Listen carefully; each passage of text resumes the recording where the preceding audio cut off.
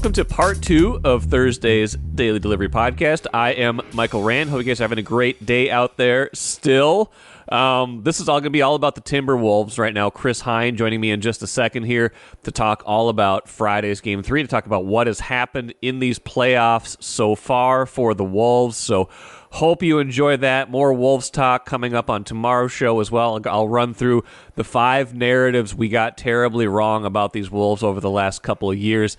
Maybe talk a little prediction. Plus, I have Marcus Fuller on tomorrow to talk Gophers basketball, name, image, and likeness, all that good stuff. So that's coming up on tomorrow's show. But right now, please enjoy my discussion with Chris Hine, Star Tribune Timberwolves beat writer.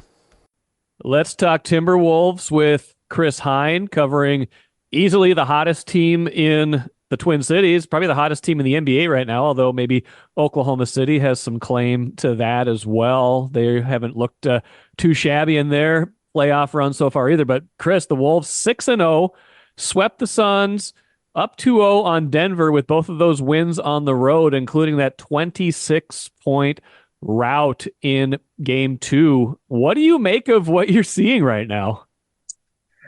It's a little hard to comprehend just how dominant I thought game 2 was, especially when you consider Rudy Gobert wasn't there. I think everybody, whether you were a Wolves fan, a Nuggets fan, an NBA fan, it was just on another level of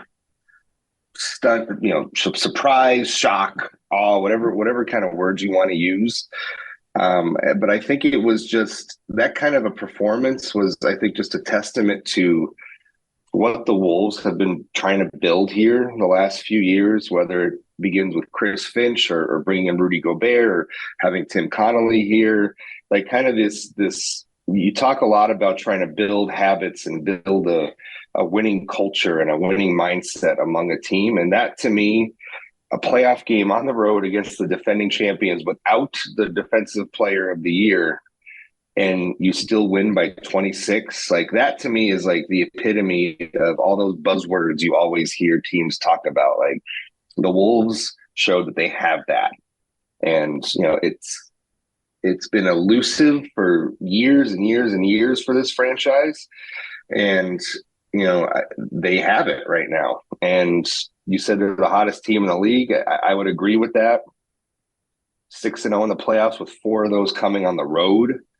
Yeah. I think everything that has had to go right for this to happen has gone right. Whether it be the defense, whether it be just, health of the team, knock Sure. on wood, right? Carl playing the way he is, Naz Reid, stepping up and developing the way he has, having a piece like Nickeil Alexander-Walker come in and just play lights out in his role. Jaden McDaniels got a little foul trouble in the second half the other night, but I mean, when he was out there in the first half, man, his defense was incredible.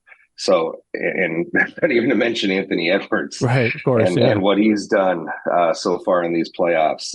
Everything is just coming together for this team at the absolute right moment. Everybody's hitting their peak, operating at the peak of their powers. Except maybe Chris Finch, who's has his leg in a brace, but mentally, that's what they need him for. I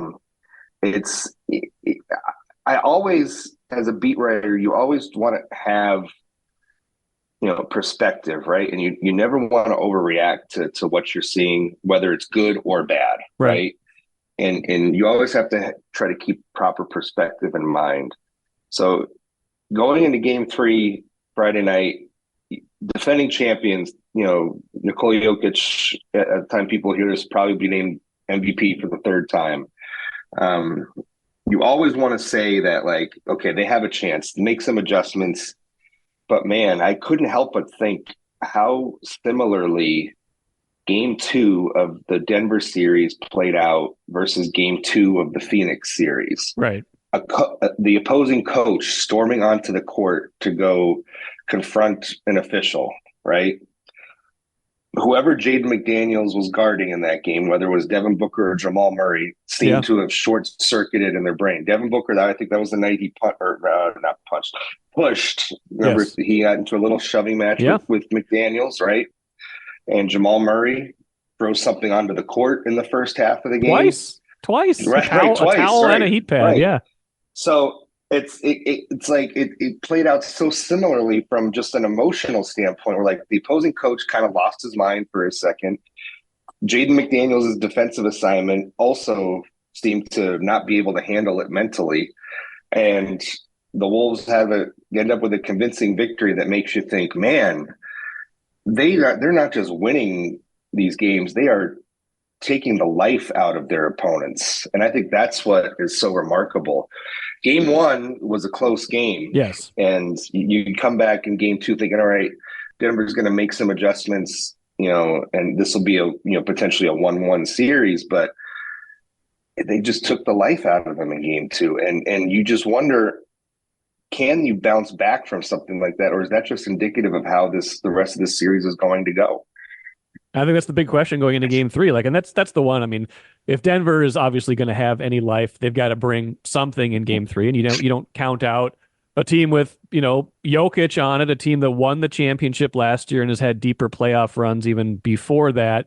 To me, the storyline of the series with Denver is Murray and how he just he's not healthy fully. And if he's not healthy fully and getting hounded on every possession by McDaniels or Edwards sometimes, or all three of them sometimes. Like he's had no space to operate. If he's not only frustrated but not healthy, like Denver is not Denver without Jamal Murray. And if he can't pull something together in game three and have a better outcome, they're going to struggle because they need him. They obviously everything pivots through Jokic, but if you don't have Murray, you can't get it going. And I'm sure the energy Friday is going to be buzzing in Target Center, and it does feel to me like you're right. If that's going to be the case, then the Wolves have a great chance. Now, the Gobert stuff was interesting in game two. Like he missed the game. I'm thinking in the back of my mind, like, is this the pivot point of the playoffs, right? Like him missing a game gives Denver a chance to get momentum, get a win, things like that, change how they feel about the complexion of the series. And obviously everybody had Gobert's back. He absolutely did the right thing, but it had the potential to be that. And instead it becomes this rout without him. What were you thinking going into game two after it was announced that he would not be playing? I kept thinking back to the game that they played the third time. I think it was the third time they played Denver. Excuse me. It was a game at home here. And it was on a back-to-back. They had I believe the night before was Ant's big dunk against John Collins in Utah. I think that was the previous night. So they get on a plane, they come back to Minnesota the next night, have to play Denver, who was rested. Denver was not on a back-to-back for this game. And Rudy Gobert was out, Karl was out, and Naz Reid was even out because of a head injury. And the Wolves almost won that game. Right, I remember that. That's what I kept thinking about going into that game. I'm like, man, I saw that game, and they pushed Denver to the limit with Luka Garza playing major minutes trying to guard Nikola Jokic. And I'm like, I think this is. I didn't, as a beat writer, you don't really like put out predictions or anything on there. I say, yeah, in my head, I'm thinking, okay, yeah, no Gobert, they're probably going to lose. Denver, is going to exploit that. But in the back of my mind, I'm also thinking, like, I've seen this team with its kind of back against the wall in a situation where it could have just kind of rolled over on that night in Minnesota, and they didn't, and they almost won the game as a result of it, even with a severely shorthanded lineup against a full-strength Denver team. So I was thinking, man, if they could just make it a game like that, maybe they get in Denver's head a little bit where it's like, oh, wow, these guys aren't just going to let us have game two because Rudy's not here. And it obviously turned into much more than that. You bring up the point about that being a potential pivot point in the series. I mean, in some ways it was a pivot point maybe in the other direction. Yes. Where it's like, this was a defining moment of this series and maybe of this whole playoffs for this team when they don't have Rudy Gobert and they still hold the defending champions to 80 points. In a weird way, maybe it accomplished the opposite and just galvanized this team maybe even more than it already was coming into game two. So, I never thought they didn't have a chance. And I think that's what's different about this team, compared to last year and previous teams is, Chris Finch has tried to instill the culture of, okay, so we don't have a guy here, but that's not an excuse for us to lose a game. Right. We have to find a way. Everybody has to do maybe a little more. Guys are gonna have to play some more minutes. But there's still enough on this team to win a game. And that's part of it too, is like, you weren't staring down a potential long stretch where that Rudy Gobert was going to be one game that he wasn't here. So if you could just find a way to get one game, I'll tweak the game plan for one night and figure it out. And they were able to do it in amazing fashion. Gobert wins his 4th Defensive Player of the Year award on Tuesday. You guys talked to him Wednesday. The narrative around him couldn't be any different than it was last year, right? He came here in that, the big blockbuster trade in the offseason before the 22-23 season.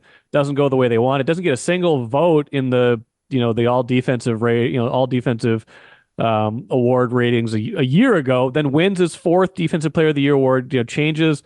There's a big part of changing the defensive culture here.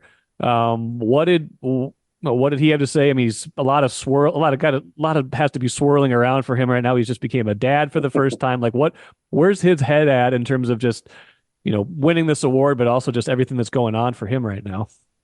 I think he felt very prideful watching the game the other night. He mentioned how he was holding his new son, watching the game, and just with a big smile on his face as he was seeing how the team was defending and playing. And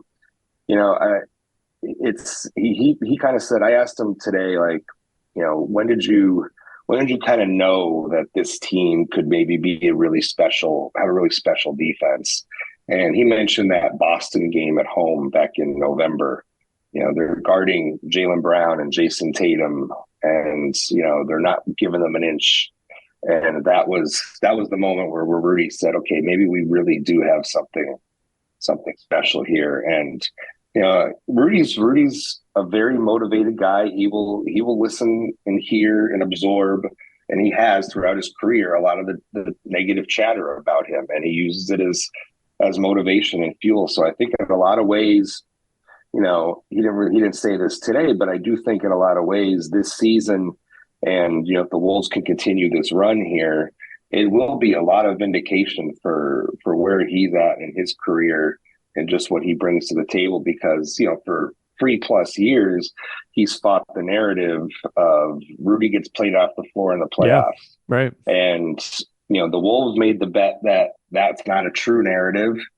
And I think with each playoff win and blowout, you're seeing that more and more shift to, oh, well, maybe that was wrong. Yeah. And, maybe it does matter what kind of defense he has around him, just like with any team. Sure. There's no team that is going to be a good playoff team if just one or two guys are good defensively and the other three are miserable, or banged up or what have you. So I think this has been a huge, I think it can be a very vindicating season for Rudy Gobert in a lot of ways. National narrative is interesting on this team right now. A lot of people on the Wolves bandwagon, maybe they were there a little bit before, but there was definitely doubt coming in here, after they were 0-3 against Phoenix, and then, obviously turning that around with the sweep. You had Charles Barkley the other night saying the series is over, Wolves in 4. What do you think about the national narrative? What do you think about some of the people who are already saying this Denver series is over? It's just amazing how this stuff flips on its head, right? Yes. Like just observing it from a local perspective or just from afar. It's just what one game, one performance, can do. It's, you go from, can the Wolves, win a playoff series against Phoenix to, I was listening to Bill Simmons' podcast, to Bill Simmons is trying to place them in the the ranking of all-time defensive teams, and Yeah. when you were not even picking them to win against Phoenix. It's like it's crazy just how quickly the national narrative can flip in the way the talking heads can talk about a team. Um, you know, I thought the reaction on social media was really fun to see, like people really Yes. reacting to the way the Wolves play defense. I think that was unlike anything I've really ever seen. Like they've made defense somehow exciting and Yeah. fun to watch, which is usually not the case at all. No, Usually right. defense is a slog, and a good defensive team doesn't usually make for good aesthetic basketball. But I think the effort just pops off the screen, with these guys, and they finally, we've watched it all year. They've had the number one defense in the league for the entire season, but now that the lights are shining brightest in the playoffs, you're finally getting some of these national talking heads to pay attention and sit up and notice. That's what happens when your team is only on national TV a handful of times during the season. Couple more things for you, Chris. One, I don't know if this is overthinking it or not, but I wonder how much the Wolves are benefiting right now from the amount of rest they've been able to have in some of these cases. They're not having to play in the play-in round and getting that kind of, almost week to prepare for Phoenix, sweeping Phoenix, so then you have a little bit of extra time before you have to play Denver. You get these 3 days off now between, just the way the playoffs are spread out.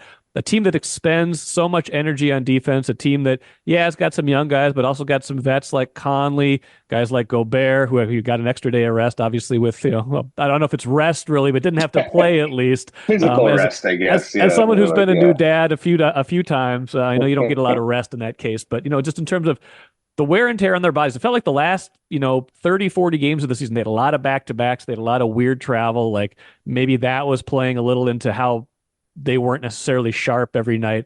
How much you just think the simple fact of they don't have to play as much right now is helping them? I actually think it's one of the more. I wrote about it in round one. It's one of the more underrated things about the playoff schedule. I think there's a couple things at play here that are really helping the Wolves play at this level, and one is the rest. Because early in the season, and Chris Finch alluded to this in the Phoenix series, he said that they were playing defense at a level that he hadn't seen since November, right? And when you look back at what November was for them, they had like a huge run of home games, Yep. right? And almost no back-to-backs. So they were able to stay in one place, get rest and recovery. And Denver came in here at that time. Boston came in here at that time. I want to say maybe Oklahoma City also came in around that time. And they won all those games with very strong defensive performances. And I think that's what you're seeing now is you don't have the wear and tear. And they did themselves a favor by sweeping Phoenix. They could do themselves a favor if they somehow end this series by Sunday, right? And when you do travel, at the beginning of a series, you get to stay in one place, even when you do have to travel. That's You're true. there for 4 nights, 5 nights in a row. You can settle in, you can get your rest and recovery. You're not moving from city to city. So especially early in a series, you can really have your legs under you. Now, it'll be interesting to see if Denver manages to make this a series because the games will be coming every other night, a little more travel. Elevation comes into play as well. If, we go to game 5 and then we come back to game 6, all that stuff.